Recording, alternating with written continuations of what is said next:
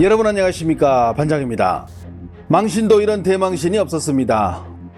말레이시아는 이번 대회 참가국 가운데 152인 홍콩 다음으로 피파 랭킹이 낮은 팀이며 이번 대회 첫 골은 물론 첫 승 없이 2연패로 일찌감치 탈락을 확정했는데 우리는 풀주전을 가용하면서도 결국 승리는커녕 TV 앞에 앉아 응원하던 전 국민에게 심장마비를 불러일으킬 만한 졸전을 펼치며 어디 가서 우승 후보라는 말을 하기도 창피할 수준의 경기력을 선보이고 말았습니다.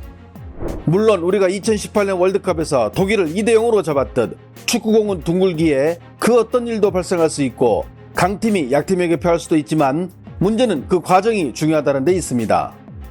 불과 1년 전 우리는 카타르 월드컵에서 우루과이를 상대로 보여줬던 환상적인 경기력과 가나전에서 보여준 투지, 그리고 포르투갈전에 나왔던 포기하지 않는 의지는 전혀 보이지 않았습니다.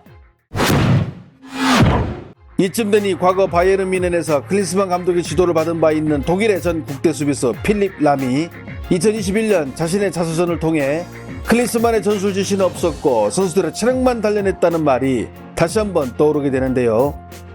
클린스만 감독은 이번 아시안컵 최종 명단 발표 기자회견 자리에서 일본과 맞대결을 치르고 싶다고 계속해서 언급했는데 도대체 무슨 자신감과 어떤 전술이 있기에 이런 말을 했던 것일까요?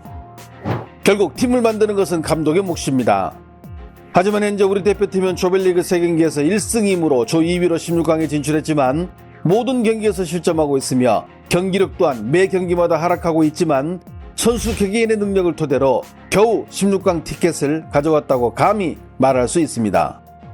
이번에 우리 대표팀을 지옥문으로 끌고 간 김판공 감독이 말레이시아를 이끌고 우리를 상대한 전술을 보면 감독의 역량이 얼마나 중요한가를 여실히 보여줬습니다. 김 감독은 작년 11월 쿠알라룸푸르에서 베스트 11과 가진 인터뷰에서 한국처럼 우승을 노리는 강팀과 대결이라고 해서 중원과 최후방에 블록 수비만 하면 일방적으로 얻어맞을 뿐이며 그렇게 수비한다고 해서 실점하지 않는 것은 아니기에 한국전에서도 하이프레싱 전략과 능동적인 축구를 하겠다고 밝힌 바 있습니다. 실제로 이날 말레이시아는 전략적으로 발밑이 안 좋은 조현우까지 괴롭히는 전반 압박을 계속 가하며 우리 선수들의 실수를 유도했는데 이런 압박은 후반 5분 한림의 득점으로 이어졌고 심지어 2대3으로 끌려가던 경기를 후반 추가 시간 선수 교체를 통해 극적 동점골을 만들어내는 기막힌 용병술까지 보여주며 확실한 말레이시아의 축구 색깔을 선보였습니다. 이에 반해 로테이션도 아니고 풀주전을 쓰며 요행으로 2위를 차지 역대 최강의 멤버라 불리는 한국을 한순간에 무색무취의 팀으로 만들어버린 재택 클린스만 감독이 지금까지 팬들에게 보여준 자신의 축구 색깔은 도대체 무엇일까요? 이날 경기 결과를 지켜본 중국 역시 충격적이다는 반응을 넘어 한국이 일부러 비겼다는 음모론까지 나오고 있는데요. 먼저 이 경기를 중계방송한 CCTV는 경기가 끝나자 바로 다음과 같은 총평을 했는데요. 참고로 F조 경기가 진행되기 전이라는 점 미리 말씀드립니다. 这个比赛反正看得我是跌宕起伏啊，这个心情也是一样，真是没有想到马来西亚表现这么稳当。小峰，你想到了吗？我没有想到有这么一个过程，但是我还是想到了他们这个比赛肯定会给韩国队制造困难，因为他们前2场比赛我都看了。其实，就像我赛前说的，不要去看比分，这场他们非常有内容。你说韩国这场比赛感觉有轻敌吗？没有轻敌，没有轻敌，应该是没有轻敌。这个时候咱们再算一下就都清楚了。巴林击败了约旦1-0，这场比赛最终巴林是成为小组第一，他将在淘汰赛的比赛当中面对日本队，而韩国队最终是被马来西亚队逼平，排名小组第2，下一轮对手可能是要沙特。对，马来西亚，这虽然是小组垫底没有出现，但是今天这个表现应该是非常好，非常让人尊重的一支球队。包括昨天的印度尼西亚，虽然这2支球队都被淘汰了，但是他们的表现就是没有放弃，而且他们有自己的足球风格，有自己的战术设计。是的，这场比赛也是我至今为止看的最精彩的一场比赛，就是有内容、有结果，然后跌宕起伏。 소우뉴스는 한국과 말레이시아가 3대3 무승부를 기록하자 중국의 저명한 축구 기자들 사이에서 한국이 일부러 비겼다는 주제로 논쟁이 이어지고 있다고 전했습니다.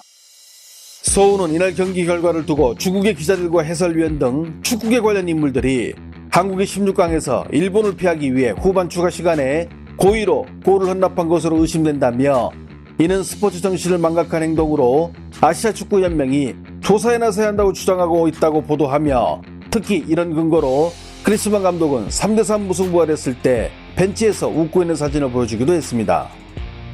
왕이 뉴스 역시 한국이 후반 추가 시간에 골을 내주며 말레이시아와 3대3 무승부를 이루는 기가 막힌 시나리오를 들고 와 조 2위가 되며 일본을 피했다고 보도했습니다.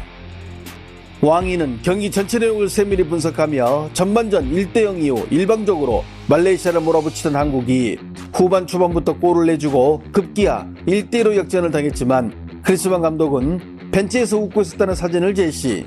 이때부터 조 3위는 한국이 원하는 시나리오가 아니기에 다시 공격을 감행.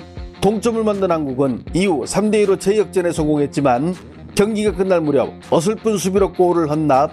결국 3대3 무승부로 조 2위가 되며 16강에서 일본을 만나는 것을 피하게 됐다고 분석했습니다. 경기를 지켜본 중국 축구 팬들도 역시 같은 관점으로 말을 하는데요. 没想到哈，这个韩国这3-3和马来西亚打平了哈，韩国果然是哈这场比赛这个是又让我们见识到这个它的黑暗性了哈，对吧？这个为了躲避这个日本的小组第一，他竟然真敢打个3-3平。 덩신왕 역시 한국이 말레이시아와 3대3 무승부를 기록하는 아시안급 최대 이변이 발생했는데 이는 일본을 피하기 위해 일부러 경기를 이기지 않았다며 한국의 음모론에 동참했습니다. 신화스포츠 역시 피파 랭킹 23위인 한국이 130위인 말레이시아와 비겼다고 보도했는데요. 해당 매체 역시 이게 진짜 실력인지 아니면 한국이 경기를 자신들의 입맛에 맞게 조절한 것인지 현재 논란이 되고 있다며 마찬가지로 3대3인데 벤치에서 앉아서 웃고 있는 클리스만 감독의 사진을 뉴스 메인으로 걸어뒀습니다. 해당 소식을 접한 중국 네티즌들은 어떤 반응을 보일까요? 보면 한국이 일본 피하려고 프리킥 때 일부러 골을 넣지 않는 것을 볼 수 있음. 이런 게 승부 조작이지. 한국팀이 말레이시아를 그냥 움켜쥐고 자기들 원하는 대로 결과를 만들잖아. 저렇게 연기하는 것도 실력이야. 말레이시아도 한국도 모두 기뻐할 테니 그야말로 윈윈 정책. 한국이 2조 2위가 된다면 일본과 정반대편에 있게 됨. 일본이나 한국이나 서로 결승에서 보고 싶은 건 매한가지. 한국팀 왈, 모든 것들이 우리가 원하는 대로 됐군. 3대3 무승부 될 때 클린스만 웃고 있었음. 맨날 중국 축구 비웃던 한국 매체들이 이 경기를 어떻게 보도할지 보고 싶군. 손흥민은 일본과 붙고 싶은데 선수들은 사우디와 붙고 싶었던 경기. 참 희한하네. 손흥민이 골을 넣었을 때 클린스만 표정 엄청 심각하더니 말레이시아가 동점골을 넣으니 웃기 시작함. 중국 팬들의 이런 경우가 익숙하지만 한국 팬들은 이 결과에 참 힘들겠다. 경기 후 가진 기자회견에서 클린스만 감독은 양팀 앞에 6골이 터진 흥미진진한 경기였으며 경기가 끝나기 전 말레이시아가 득점을 하며 박진감이 넘쳤다면서 사태의 심각성을 모르는 듯 여유를 보였습니다. 저건 관중석에서 경기를 지켜본 관중들이나 할 법한 말이 아닌가요? 인터뷰를 마친 클린스만 감독은 우리의 16강 상대로 결정된 사우디의 경기를 보러 간다며 자리를 떴는데 가서 보고 온들 그 실력으로 제대로 된 전술적 대비책을 내놓을 수 있을까요? 좋아요와 알림 설정은 제가 영상을 만드는데 큰 힘이 됩니다. 시청해 주셔서 감사합니다. 행복한 하루 보내시길 바랍니다.